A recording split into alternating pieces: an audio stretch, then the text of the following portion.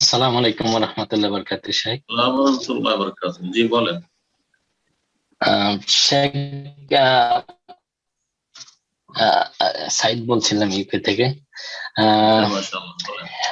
এখন দেখা যাচ্ছে জাযাকুমুল্লাহ খাইরান। কিছু কিছু দিনই ভাই তারা বড় বড় শাইখদের আলোচনা, লেকচার, বক্তব্য মিউজিক দিয়ে পেশ করেন। আপনিও আছেন এই কাতারে। তো এটা আম, আহ, যা ভালোর মোড়কে খারাপে মনে করা যায়। আর দ্বিতীয় হচ্ছে যে এমন কিছু ভাই আছে যারা সোশ্যাল মিডিয়াতে হুম হুম এমন এমন বেহাইয়া নোংরা এরপরে বিনোদন পেজে লাইক দিয়ে থাকেন, যা পরবর্তীতে হুম। অন্যান্য দিনী ভাই বোনদের ফেসবুকে রেকমেন্ডেড পেজ হিসাবে সামনে এসে পড়ে। তো এই ব্যাপারে যদি হুম। আপনার নসিয়া কামনা করছি।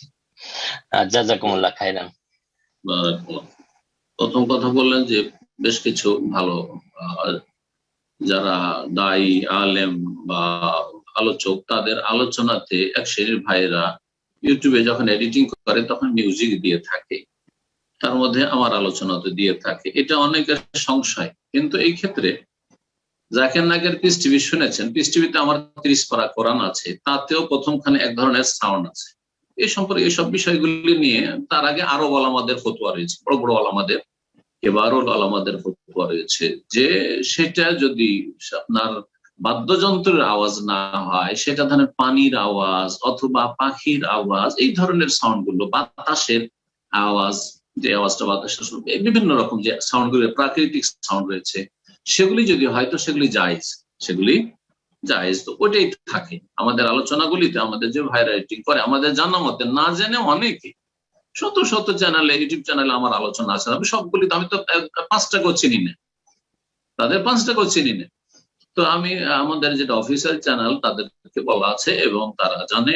তার আগেও যে ভাইরা আমাদের করতো তাদেরকেও এইসব দিক নির্দেশনা দেওয়া ছিল, এইসব মাসাইল তাদেরকে বলা ছিল যে এইরকম ধরনের সাউন্ড দিতে পারবে না, এর বেশি দিতে পারবে না। জি, মিউজিক হারাম। মিউজিক মাজামের শয়তান, শয়তানের বাদ্যযন্ত্র বাজেন না, হারাম।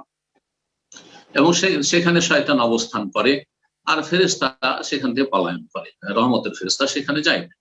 তো মিউজিক হারাম। আর দ্বিতীয় যে বিষয়টি বলছিলেন, সেটা কি ছিল আপনার দ্বিতীয় দিক? একটু স্মরণ করে দিবেন। ইকরাম ভাই কি বলছিলেন, মনে আছে? সুবহানাল্লাহ, এই মুহূর্তে আমিও ভুলে গেছি। আচ্ছা, তো আমি একটা কাজ করতেছিলাম। ওনারই করে দেন, কি বলছেন? ওনাকে আমি লক ডাউন করে দিয়েছি হ্যান্ড, ওনাকে খুঁজে ওকে, বের করে প্রশ্নটা ছিল এরকম। জি। আসসালামু আলাইকুম।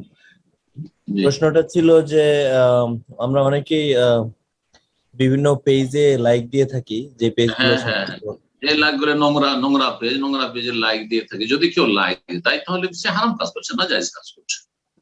কথা বুঝছেন? আর যদি এইরকমই ইউটিউবার কিছু আছে যারা বিষয়টিকে আকর্ষণীয় করার জন্য এবং ভিউয়ার, তাদের শ্রোতা বাড়ানোর জন্য তারা করে কি, নোংরা ছবি দিয়ে রেখেছে, মহিলার ছবি দিয়ে রেখেছে। এগুলো হারাম, এগুলো হারাম। সে ব্যবসা করলেও সে রুজি হারাম, আর ব্যবসা যদি না করে তে পেশা হারাম। দাওয়াত করতে, কাজ করতে গিয়ে সে, দিনের কাজ করতে গিয়ে সে অশ্লীলতা ছড়াচ্ছে এবং গুনাহার কাজ করছে। তো অনেকে অজ্ঞতার কারণে এসব কাজ করছে, অনেকে দুনিয়ার লোভে এসব কাজ করছে। মানুষ তো কত স্তরের, কত রকমের আছে, বুঝতেই পারছেন। জি, আল্লাহ হেফাজত করেন।